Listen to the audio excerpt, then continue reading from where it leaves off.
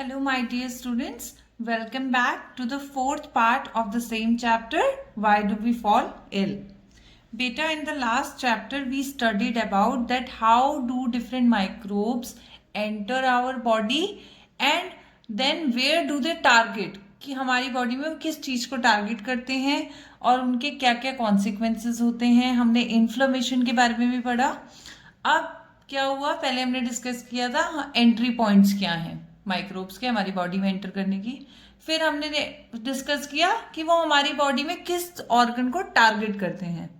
अब माइक्रोब हमारी बॉडी में एंटर कर चुका, उसने हमारे ऑर्गन्स को भी टारगेट किया. अब हमें क्या करना है, we have to go for treatment. So we will discuss in this part about the principles of treatment. Let's see what is all under this topic. What are the steps taken by your family when you fall sick? जब भी आप बीमार पड़ते हैं तो आपकी family क्या करती है? Have you ever thought why you sometimes feel better if you sleep for some time? कभी आपने ये सोचा है कि जब आप थोड़ी देर के लिए सो जाते हो तो आपकी सारी थकावट क्यों दूर हो जाती है, आपको बेटर फील क्यों होने लग जाता है? When does the treatment involve medicine? और ऐसा कब होता है जब आपको लगे कि सिर्फ सोने से या रेस्ट करने से या घरेलू नुस्खे लेने से काम नहीं चल रहा, अब आपको एक्चुअल में प्रॉपर मेडिकेशन की जरूरत है. So let's see about it. Based on what we have learned so far, it would appear that there are two ways to treat an infectious disease. अभी तक हमने जो चीजें भी पढ़ी हैं उससे हमें ये पता लगा है कि इन्फेक्शियस डिजीज को जो ट्रीटमेंट है वो दो तरीके से किया जा सकता है. One would be reduce the effect of the disease and the other will be to kill the cause of the disease. पहला तो तरीका क्या हो जाता है कि जो डिजीज का इफेक्ट है, ठीक है, उस इफेक्ट को हम कम कर दें, ठीक है. और दूसरा तरीका क्या हो सकता है कि जो माइक्रोब या जो पैथोजन उस डिजीज को कॉज कर रहा है हम उसी के ऊपर अटैक करके उसको किल कर दें, ठीक है. फॉर द फर्स्ट, यानी कि अगर हमने डिजीज के इफेक्ट को कम करना है, we can provide treatment that will reduce the symptoms. यानी कि हम ऐसे ट्रीटमेंट्स यूज कर सकते हैं जिसकी वजह से जो सिम्टम्स कॉज हो रहे हैं, for example cough, cold, fever हो रहा था, हम इन सिम्टम्स को कम कर दें. The symptoms are usually because of inflammation. Symptoms क्यों आ रहे हैं? इन्फ्लामेशन की वजह से. For example we can take medicine that bring down fever, reduce pain और लूज मोशंस. अब हम ऐसी मेडिसिन ले सकते हैं जिससे कि हमारा फीवर डाउन हो जाए, हमारी बॉडी में किसी भी टाइप की पेन हो वो भी डाउन हो जाए, हमारे जो लूज मोशंस हैं that is also a symptom, वो भी रुक जाए. लेकिन और हम क्या कर सकते हैं, ये सब मेडिसिन लेने के साथ साथ हम बेड रेस्ट ले सकते हैं, हम रेस्ट कर सकते हैं ताकि हमारी बॉडी को क्या मिले, एक तो ठीक होने के लिए, हील होने के लिए, हीलिंग का मतलब क्या है, रिकवरिंग, हील होने के लिए टाइम मिल जाए, और उसके अलावा क्या हो कि हमारी बॉडी की जो एनर्जी है वो भी कंजर्व हो.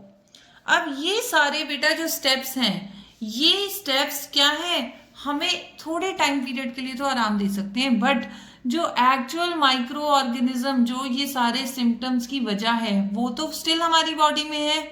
इसका मतलब ये हमारे को हेल्प कर सकता है that we can feel better, but cure नहीं कर सकता. उस क्योर करने के लिए, उसका इलाज करने के लिए क्या करना पड़ेगा, हमें कोई ना कोई ऐसी मेडिसिन लेनी पड़ेगी जो कि उस इंफेक्शन कॉजिंग एजेंट को, माइक्रोब को किल कर सके. अब हम इस माइक्रोब को किल कैसे करेंगे बेटा, पिछली वीडियो में भी हमने डिस्कस किया था कि बैक्टीरिया जो होते हैं ना वो अपने आसपास सेल वॉल बना लेते हैं. तो हमें ऐसी मेडिसिन ढूंढनी है जो उस बैक्टीरिया के सेल वॉल सिंथेसिस को रोक दे और बैक्टीरिया एक्सपोज हो जाए उस मेडिसिन के और इजीली मर जाए. अब हमने ये भी पढ़ा था कि जो बैक्टीरिया के लिए मेडिसिन यूज हो रही है वो बाकी किसी ग्रुप ऑफ माइक्रो ऑर्गेनिज्म के लिए यूज नहीं हो सकती. वो इसीलिए नहीं यूज हो सकती क्योंकि हर ग्रुप ऑफ माइक्रो ऑर्गेनिज्म का अलग अलग बायोकेमिकल पाथवेज हैं, अलग अलग लाइफ प्रोसेसेस हैं जो कि वो यूज करता है अपने सर्वाइवल के लिए. अब ये वाले पाथवेज हमारे पास भी नहीं होते क्योंकि नेचुरली हमारे biochemical pathways will be different from that of a bacteria. और यही बेसिस है कि जो एंटीबैक्टीरियल ड्रग्स हैं, एंटीबायोटिक्स हैं, वो बैक्टीरिया को तो किल कर देती है लेकिन हमारे अपने सेल्स को नुकसान नहीं बनाती। इसी तरीके से क्या है, डिफरेंट प्रोटोजोन्स हैं, एंटी प्रोटोजोन ड्रग्स हैं, एंटी फंगल ड्रग्स हैं, ठीक है। तो ये सारी मेडिसिन क्या है, ये उन माइक्रोब्स को तो अफेक्ट करती हैं बट हमारे बॉडी सेल्स को अफेक्ट नहीं करती। अब इन सारे माइक्रो ऑर्गेनिजम्स जैसे कि बैक्टीरिया, प्रोटोजोआ, फंगस, ठीक है, एक हमने वायरस पढ़ा है। वायरस बहुत कॉमन इन्फेक्शन है, लेकिन वायरस जो है ना, इसको बहुत ज्यादा चालाक माइक्रोब कहते हैं। क्यों कहते हैं इसको चालाक? क्योंकि वायरस के केस में क्या होता है बेटा कि जो वायरस है उसके पास एक स्पेशल अपनी पार्शियल मशीनरी होती है, और वो क्या करता है, हमारे सेल्स के अंदर घुस के, हमारी बॉडी के सेल्स के अंदर घुस के हमारे ही बायोकेमिकल पाथवेज को अपने बायोकेमिकल पाथवेज के साथ जोड़ लेता है और फंक्शन करना शुरू कर देता है। इस वजह से एंटीवायरल ड्रग्स बनाना मुश्किल है। क्यों? क्योंकि वो कहीं ना कहीं हमारे अपने बॉडी सेल्स को भी अफेक्ट करेंगे, because the viral cells are using the machinery of our own body cells, ठीक है। तो यही चीजें सारी आपकी इस पूरे कंटेंट में दी हुई है कि हमें किस टाइप के ड्रग्स यूज करने चाहिए और वो ड्रग्स को बनाने का मैकेनिज्म क्या है, उन ड्रग्स से ट्रीटमेंट लेने का तरीका क्या है। लेकिन एंटीवायरल ड्रग्स बनाना मुश्किल है लेकिन नामुमकिन नहीं है। आज के टाइम पे भी कुछ ऐसे बहुत अच्छे एंटीवायरल ड्रग्स बना दिए गए हैं, जैसे कि for example the drug that is used to treat HIV infection. और नेक्स्ट चीज हम क्या यूज कर रहे हैं, हम यूज कर रहे हैं कि हमारे को कोविड-19 वायरस के लिए भी कोई अच्छा ड्रग या मेडिसिन या वैक्सीन मिल जाए। अब बेटा हमने ये तो पढ़ लिया कि हमें ट्रीटमेंट कैसे लेना है और किस टाइप से ट्रीटमेंट को डिजाइन करना है ताकि वो हमारे बॉडी सेल्स को अफेक्ट ना करे, बट जो इन्फेक्टिंग एजेंट है, माइक्रोब है, उसको अटैक करके किल करे। अब नेक्स्ट है बेटा प्रिंसिपल्स ऑफ प्रिवेंशन। प्रिवेंशन का क्या मतलब है, कहते हैं ना कि it is better to prevent than cure, कि हमें प्रिकॉशनरी मेजर अपना बचाव कर लेना चाहिए किससे पहले, कि ताकि हमें ये नौबत ही ना आए कि हमें बहुत ज्यादा मेडिसिन लेनी पड़े। लेट्स सी आपकी बुक क्या कह रही है बच्चे। All of what we have talked about so far deals with how to get rid of an infection in someone who has the disease. अभी तक हमने क्या पढ़ा है कि ऐसे क्या हम स्टेप्स लें जिससे कि अगर इन्फेक्शन हो जाए और डिजीज हो जाए तो उस इन्फेक्शन को हम ठीक कर सकें। But there are 3 limitations of this approach to dealing with infectious disease. The first is that once someone has a disease, their body functions are damaged and may never recover completely. देखो, हमने मान लिया disease हो गई और हमने उसका cure भी ढूंढ लिया, ट्रीटमेंट भी ढूंढ लिया, लेकिन इसके कुछ नुकसान है। सबसे पहला नुकसान क्या है कि जिस बंदे को, जिस बॉडी को कोई भी इंफेक्शन हो गया, डिजीज हो गई, तो उसके बॉडी फंक्शंस क्या हो गए, डैमेज हो गए। हो सकता है वो डिजीज इतनी माइनर ना हो, कोई सीरियस डिजीज हो और उसके बॉडी फंक्शंस क्या हो गए, डैमेज हो गए, जो कि या तो बहुत लंबा टाइम ले ले रिकवर करने में या फिर कभी भी पूरी तरीके से ठीक ही ना हो पाए। The second is that treatment will take time, which means that someone suffering from a disease is likely to be bedridden for some time even if we can give proper treatment. यानी कि अगर दूसरा नुकसान क्या है कि अब चलो हमने ट्रीटमेंट देना शुरू कर दिया, लेकिन बेटा ट्रीटमेंट को अपना असर दिखाने के लिए भी तो टाइम चाहिए। तो जब तक वो अपना प्रॉपर असर ना दिखा ले, वो बंदा ठीक होना शुरू ना हो, उतने टाइम तक क्या होगा, वो बंदा बेड रिडन हो जाएगा, बिस्तर पे आ जाएगा, ठीक है। और क्या होगा, time even if we give proper treatment, और वो कब तक बिस्तर पे रहेगा, जब तक कि हम उसे प्रॉपर ट्रीटमेंट देते भी रहे, उसके बावजूद उसको रिकवरी में कुछ टाइम लगेगा। अब तीसरा नुकसान क्या है डिजीज होने का। The third is that a person suffering from an infectious disease can serve as a source from where the infection may spread to other people. ये हो गया तीसरा नुकसान। जी हमने डिजीज ढूंढ ली, डिजीज का ट्रीटमेंट ढूंढ लिया, लेकिन बेटा इन्फेक्शियस डिजीज है। अगर उस इंसान को इन्फेक्शन हो गया है तो वो अपने आप में ही एक सोर्स बन जाता है, एक वेक्टर बन जाता है उस पर्टिकुलर डिजीज को फैलाने के लिए। तो उससे पूरे पूरे चांसेस है कि उसके आसपास रह रहे लोग जो उसकी सेवा कर रहे हैं, जो उसको ट्रीटमेंट दे रहे हैं, उनको भी ये डिजीज हो जाए। This leads to multiplication of above difficulties. It is because of such reasons that prevention of disease is better than cure. So ये सारे complications जो हमने पढ़े हैं, ये चीजों को अवॉइड करने के लिए क्या अच्छा है कि जी आप प्रिकॉशन ले लो, आप उस डिजीज को होने ही मत दो, ताकि आपको क्योर के लिए ना वेट करना पड़े, ना आपको किसी टाइप का ट्रीटमेंट लेना पड़े। How can we prevent diseases? अब ये प्रिवेंशन मेजर्स क्या हो सकते हैं? There are two ways, one general and one specific to each disease. दो तरीके के हैं। एक तो जनरल प्रिकॉशन है, यानी कि आप अपनी साफ सफाई रखें, रख रखाव रखें, आसपास सफाई रखो, ठीक है, प्रॉपर डाइट लो ताकि इम्यून सिस्टम आपका स्ट्रांग बना रहे। और एक ये तो हो गया जनरल कि आपको किसी भी टाइप के इन्फेक्शन से बचाने के लिए। और दूसरा क्या होगा? स्पेसिफिक। स्पेसिफिक का मतलब ये है बेटा कि जिस टाइप की डिजीज हुई है उस टाइप की डिजीज से बचने के क्या प्रिकॉशनरी मेजर्स हैं। जैसे कि the general way of preventing infection mostly relate to preventing exposure, यानी कि आप उस डिजीज के कांटेक्ट में ही नहीं आ रहे हैं, ये क्या हो गया? जनरल वे हो गया। How can we prevent exposure to infectious microbe? अब ये हम कांटेक्ट में आना रोक कैसे सकते हैं? If we look at the means of their spreading we can get some easy answers. For airborne microbes we can prevent exposure by providing living conditions that are not overcrowded.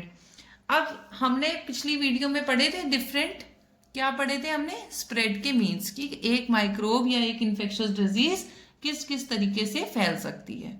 अगर हम वो spread के तरीकों पे, means पे जाएं, तो अगर हम सबसे पहले बात करें एयरबॉर्न, यानी कि जो इन्फेक्शियस डिजीजेस एयर के थ्रू स्प्रेड होती हैं, उनको हम कैसे रोक सकते हैं? सबसे पहले तो आप ओवर क्राउडेड जगहों पे जाना बंद कर दो, ठीक है, क्योंकि जितना कम लोग होंगे, जितनी कम भीड़ भाड़ होगी, उतने ही कम चांसेस होंगे बीमारी फैलने के। फॉर वाटर बॉर्न डिजीजेस, अब अगर पानी के थ्रू कोई डिजीज हो रही है, किसके बारे में हमने पढ़ा था? कॉलेरा के बारे में।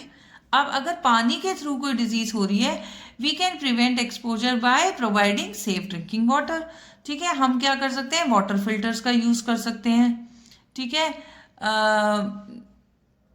आप वाटर को बॉयल करके यूज कर सकते हो अगर आपके पास वाटर फिल्टर नहीं है, ताकि जो भी अगर उसमें बाई चांस कोई जर्म्स प्रेजेंट है, कोई कंटामिनेशन है, तो वो वहीं पे हीट की वजह से खत्म हो जाए।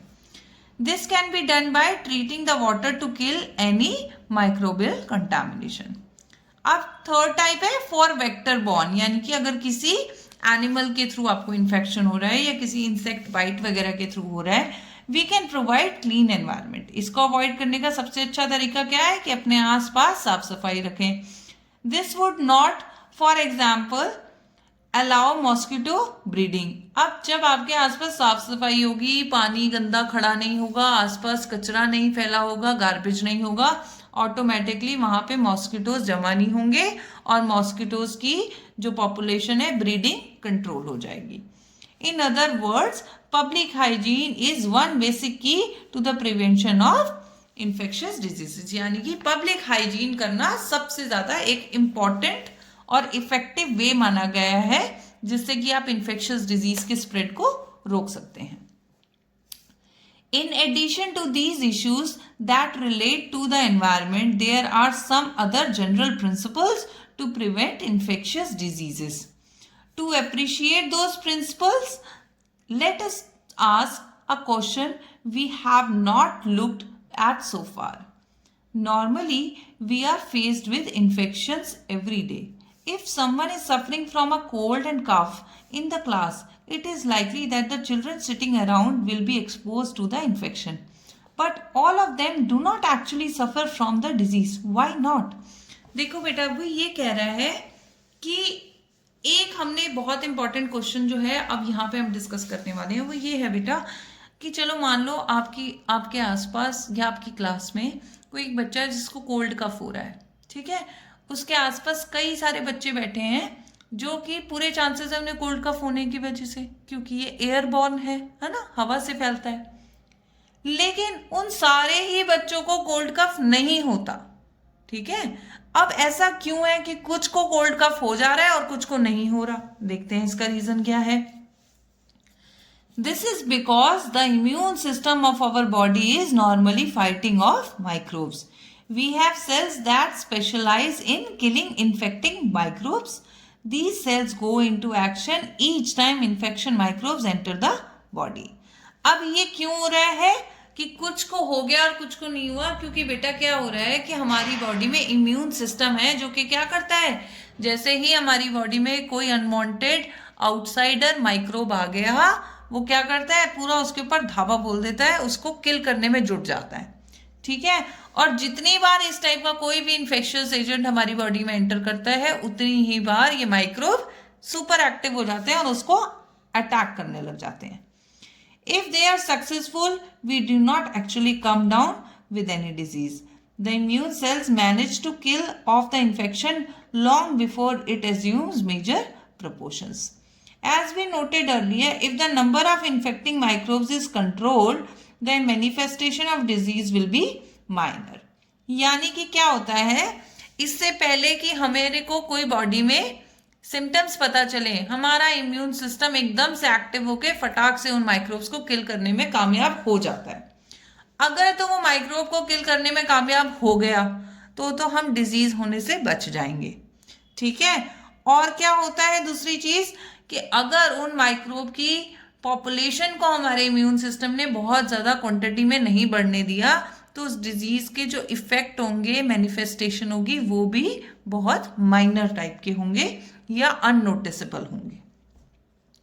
इन other words, becoming expose to और infected with an infectious microbe does not necessarily mean developing noticeable disease.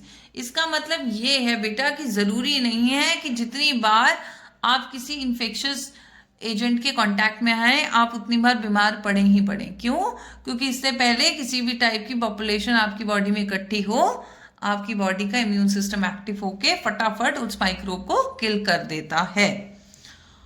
So one way of looking at severe infectious diseases is that it represents a lack of success of immune system. The functioning of the immune system, like any other system in our body, will not be good if proper and sufficient nourishment and food is not available. जिन cases में तो हमारा immune system infection को किल करने में कामयाब रहा और हम डिजीज से बच गए, उस केस में तो इम्यून सिस्टम ओके है, बिल्कुल सही फंक्शन कर रहा है. अब अगर हमारा इम्यून सिस्टम किसी भी वजह से फेल हो गया उस माइक्रोब को कॉम्बैट करने में, तो उसकी वजह एक क्या हो सकती है कि हमारा इम्यून सिस्टम इतना स्ट्रांग नहीं है. क्यों नहीं है? क्योंकि हमारी बॉडी में लैक ऑफ नरिशमेंट है. इसलिए प्रॉपर नरिशमेंट, प्रॉपर डाइट लेना ज़रूरी है ताकि आपका इम्यून सिस्टम प्रॉपरली फंक्शन करता रहे और सफिशिएंटली स्ट्रांग बना रहे. Therefore, the second basic principle of prevention of infectious disease is the availability of proper and sufficient food for everyone.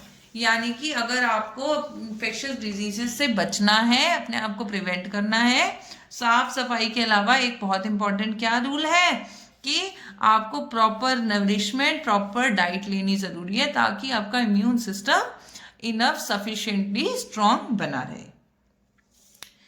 These are the general ways of preventing infectious way. तो ये दोनों तो क्या हो गए बेटा जी? ये हो गए आपके जनरल वेज, ठीक है. What are the specific ways? यानी कि जिस टाइप की डिजीज हुई है उस टाइप का, उसी डिजीज से रिलेटेड प्रिवेंशन हम कैसे लें? They relate to a peculiar property of the immune system that usually fights off microbial infections. Let us cite an example to try and understand this property. अब यहाँ पे एक पर्टिकुलर डिजीज हुई मान लो, ठीक है, और इसी डिजीज से हमें अपने आप को बचाना है, प्रिवेंशन लेनी है. तो ये किस बेसिस पे डिपेंड करता है? ये आपकी एक स्पेसिफिक प्रॉपर्टी है इम्यून सिस्टम की, उसके ऊपर डिपेंड करता है. आओ चलो बेटा अब इस प्रॉपर्टी के बारे में पढ़ते हैं कि वो प्रॉपर्टी क्या है. बहुत इंटरेस्टिंग टॉपिक है, ध्यान से पढ़ना. These days there are no smallpox anywhere in the world. But as recently as 100 years ago, smallpox epidemics were not at all uncommon. In such an epidemic, people used to be very afraid of coming near someone suffering from the disease since they were afraid of catching the disease. आजकल किसी को भी small pox नाम की बीमारी नहीं होती है. ये स्मॉल पॉक्स जो है ये बहुत ही रेयर हो गया है, लेकिन आज से कुछ 1 सेंचुरी पहले, 100 साल पहले, 100-150 साल पहले ये एक बहुत ज़बरदस्त महामारी थी. जैसे आजकल कोरोना चल गया है ना, उस टाइम पे स्मॉल पॉक्स बहुत ही ज़बरदस्त बीमारी थी और लोग डरते थे कि वो कभी कैसे भी किसी ऐसे पेशेंट के कांटेक्ट में ना आ जाए या किसी ऐसे पर्सन के कांटेक्ट में ना आ जाए जिसको स्मॉल पॉक्स है. However, there was one group of people who did not have this fear.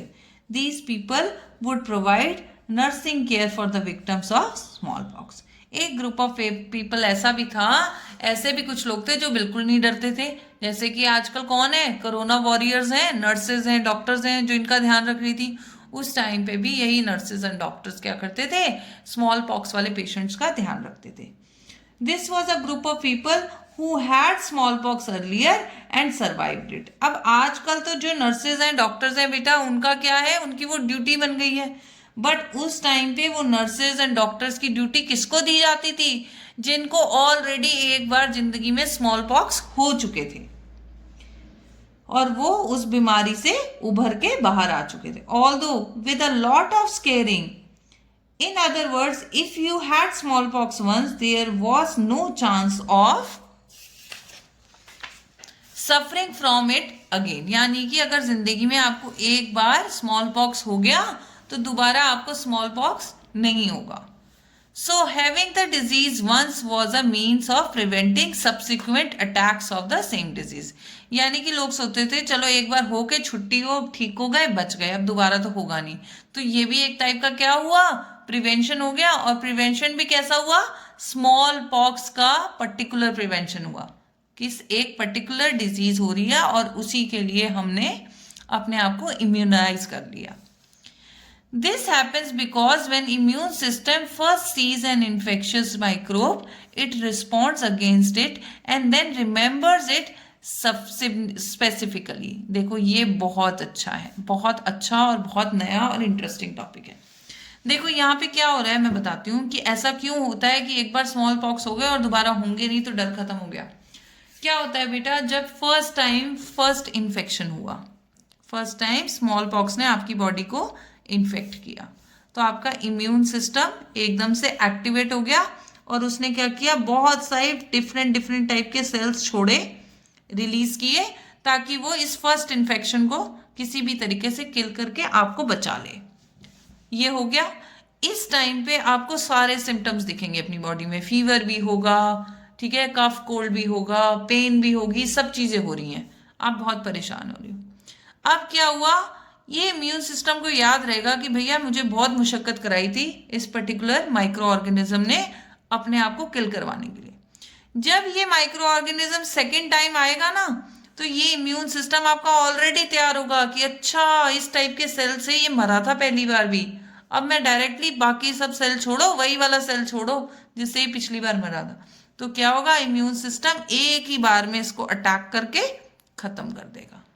ठीक है जी. तो ये होता है मेमोरी रिस्पॉन्स. जो सेकेंड रिस्पॉन्स होता है वो क्या होता है, इम्यून सिस्टम का मेमोरी रिस्पॉन्स कहते हैं कि उसे याद होता है कि फर्स्ट टाइम कौन से सेल से अटैक हुआ था और ये माइक्रो ऑर्गेनिज्म मर गया था.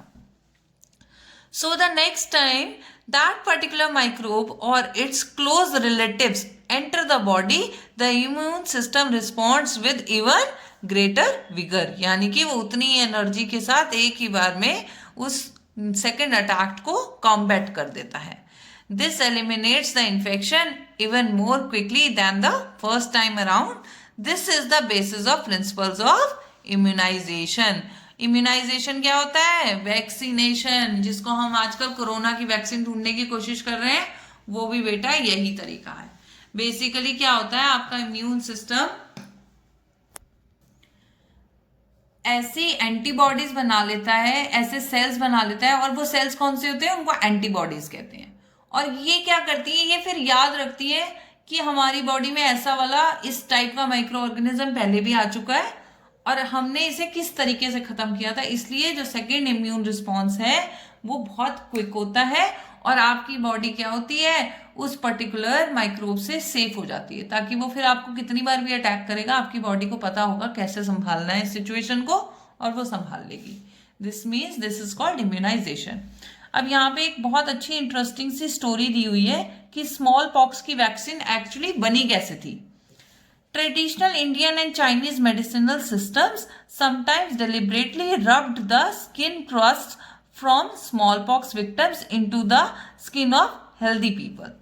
They thus hoped to induce a mild form of smallpox that would create resistance against the disease. लोग क्या करते थे, इंडियन और चाइनीज मेडिसिनल सिस्टम क्या करता था कि स्मॉल पॉक्स विक्टिम्स के जो स्केल्स होते थे, वुंड्स होते थे, उसकी स्किन को रब करते थे हेल्दी पर्सन के साथ और उनको लगता था कि शायद इसकी वजह से जो हेल्दी पर्सन है उसमें रेजिस्टेंस आ जाए, कुछ इस टाइप के एंटीबॉडीज बन जाए और वो स्मॉल पॉक्स होने से बच जाए। फेमसली 2 centuries अगो, यानी कि लगभग 200 साल पहले, an English physician named Edward Jenner, very important, very poetic person, realized that milkmaids who had cowpox did not catch smallpox even during epidemics. उन्होंने क्या देखा कि एक बीमारी थी काउपॉक्स, और ये किनको होती थी, जो दूध निकालने वाले लोग होते थे, ठीक है, जो गाय का भैंसों का दूध निकालते थे, दूध का काम करते थे, उनको उन गाय भैंसों से ये बीमारी हो जाती थी। तो इस इंसान ने ये जो नोटिस किया कि जिन लोगों को काउपॉक्स हो चुका है उनको स्मॉल पॉक्स नहीं हो रहा है। इवन जब स्मॉल पॉक्स एक एपिडेमिक, यानी कि हर किसी को स्मॉल पॉक्स हो रहा था, तब भी इन मिल्क मेड्स को ये स्मॉल पॉक्स की बीमारी नहीं हो रही जिनको काउपॉक्स हो चुका है। Cowpox is a very mild disease, ये बहुत एक माइल्ड डिजीज है, कोई इतनी सीरियस डिजीज नहीं है। Jenner tried deliberately giving cowpox to people as he can be seen doing in the picture. ये जेनर ने क्या किया, इसने जो ये काउपॉक्स था जो कि बहुत माइल्ड इन्फेक्शन था, इसके माइक्रोब को एक्सट्रैक्ट किया। वो कैसे एक्सट्रैक्ट किया इन्होंने, जो काउपॉक्स के वुंड होते थे, जो दाने बनते थे, उसमें से जो पस टाइप के या जो लिक्विड था उसको एक्सट्रैक्ट कर लेते थे और क्या करते थे, हेल्दी पर्सन को देते थे, या फिर जिनको ऑलरेडी मतलब कि स्मॉल पॉक्स हुआ है उनको देते थे, या फिर हेल्दी पर्सन को देते थे जिसको ना स्मॉल पॉक्स हुआ है ना काउ पॉक्स हुआ है। And found that they were now resistant to small pox. और वो क्या देखते थे कि वो बंदे जिनको उन्होंने ये काउ पॉक्स वाला सीरम उनकी बॉडी में इंजेक्ट किया है, वो उनको स्मॉल पॉक्स भी नहीं हो रहा था। This was because the smallpox virus is closely related to the cowpox virus. Cow is vacca in Latin and cowpox is vaccinia. From these roots, the word vaccination has come into our uses. और यही word जो है, cow का मतलब होता है Latin में vacca और काउपॉक्स का मतलब क्या, लैटिन में इसको क्या बोलते हैं, वैक्सीना बोलते हैं। यहीं से वैक्सीन और वैक्सीनेशन नाम के वर्ड्स को एक्सट्रैक्ट किया गया। तो इस तरीके से Edward Jenner was the person to discover the very first vaccine. Very important name बेटा, अगर एडवर्ड जेनर नहीं होते तो इम्यूनाइजेशन के बेसिस ही नहीं होते।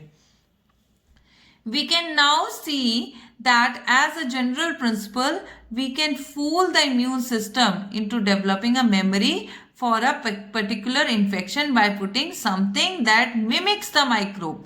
Mimic का मतलब क्या होता है, नकल उड़ाना। यानी कि अब जो हम कोरोना की भी वैक्सीन ढूंढ रहे हैं बेटा, उसका तरीका यही है, सेम प्रिंसिपल है। क्या हो रहा है, हम कोई ऐसा स्ट्रेन ढूंढ रहे हैं, ऐसा वायरस का स्ट्रेन ढूंढ रहे हैं जो कि कोरोना वायरस से मिलता जुलता हो, लेकिन कोरोना वायरस जितना डेंजरस ना हो, और वो हम क्या करें, हेल्दी बंदों के अंदर इंजेक्ट करें, और वो हेल्दी बंदों का जो इम्यून सिस्टम सोचे कि ये तो कोरोना वायरस वाला है, तो वो उसके खिलाफ एंटीबॉडी बना दे। और फिर जब वो हेल्दी बंदे एक्चुअल में कोरोना वायरस से इन्फेक्ट हों, तो उनकी बॉडी के सेल्स को, इम्यून सिस्टम सेल्स को याद हो कि ऐसा सा तो पहले भी आ चुका है माइक्रोब, ये वही होएगा, इसको अटैक करो, और वो उसके भुलेखे में, उसके धोखे में, ठीक है, क्या करे, कोरोना वायरस को अटैक करके मार दे। ठीक है जी, तो यहीं पे ये बोल रहा है कि हम आपके इम्यून सिस्टम को हम पागल बनाने की कोशिश कर रहे हैं कि जी ये एक्चुअल डेंजरस वाला वायरस है, लेकिन आपका इम्यून सिस्टम उसी टाइप से अटैक करेगा, और जो जब एक्चुअल अटैक होगा तो हम ऑलरेडी उसके लिए प्रोटेक्टेड होंगे। We want to vaccinate against into the body. This does not actually cause the disease, but this would prevent any subsequent exposure. अब इस वैक्सीन से एक्चुअली क्या होता है, कोई डिजीज होगी नहीं, बट हाँ इन फ्यूचर अगर कोई डिजीज होनी होगी तो उससे हम बच जाएंगे।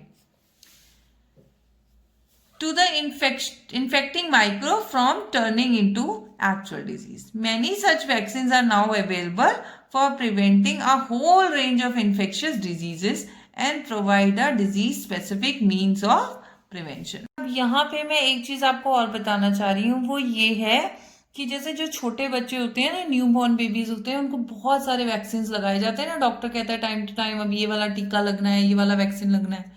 उस केस में कई बार बच्चों को जैसे फीवर भी हो जाता है वैक्सीन लगने के बाद। वो एक्चुअली क्या होता है, वो वैक्सीन जो होती है उसमें डेड स्ट्रेन्स होते हैं, ठीक है, जो कि उनके बच्चों की बॉडी में जाके उनके इम्यून सिस्टम को एक्टिवेट कर देते हैं, और उनका इम्यून सिस्टम क्या करता है, इन्फ्लेमेशन कर देता है, फीवर ले आता है, सिम्टम्स मिल जाते हैं, लेकिन फिर थोड़ी देर बाद वो फीवर उतर भी जाता है।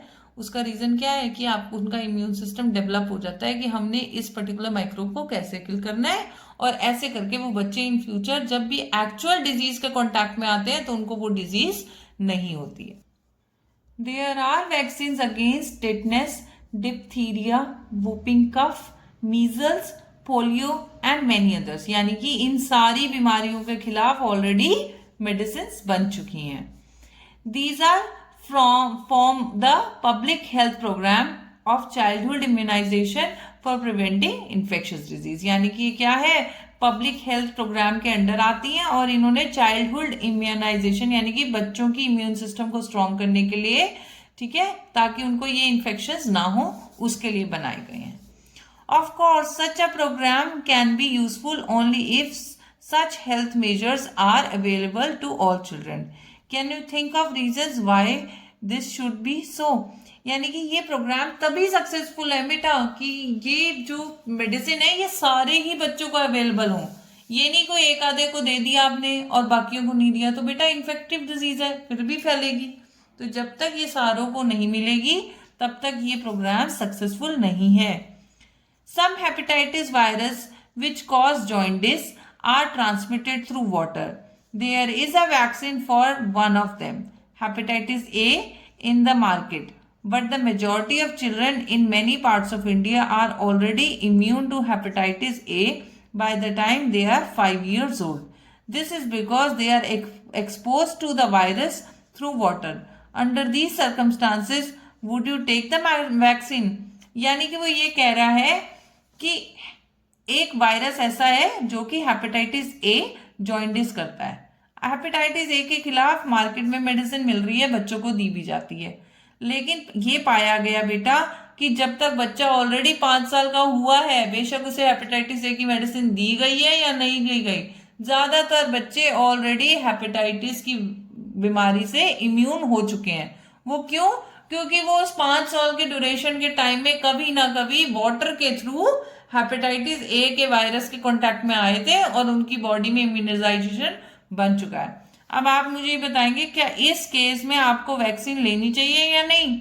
Of course not needed, because आपकी बॉडी ऑलरेडी इम्यून हो चुकी है। So this was all about why do we fall ill. बहुत अच्छा, बहुत इंटरेस्टिंग टॉपिक था बेटा। फिर भी अगर आपको कुछ नहीं समझ आया, you can ask your queries. हम इसे क्लास में भी डिस्कस करेंगे बेटा। एंड फॉर दैट आपको बस सिर्फ ये करना है, आपको ये वीडियो बार बार देखनी पड़ेगी, अपनी बुक्स को साथ में पढ़ना पड़ेगा। Okay, now take care and good bye.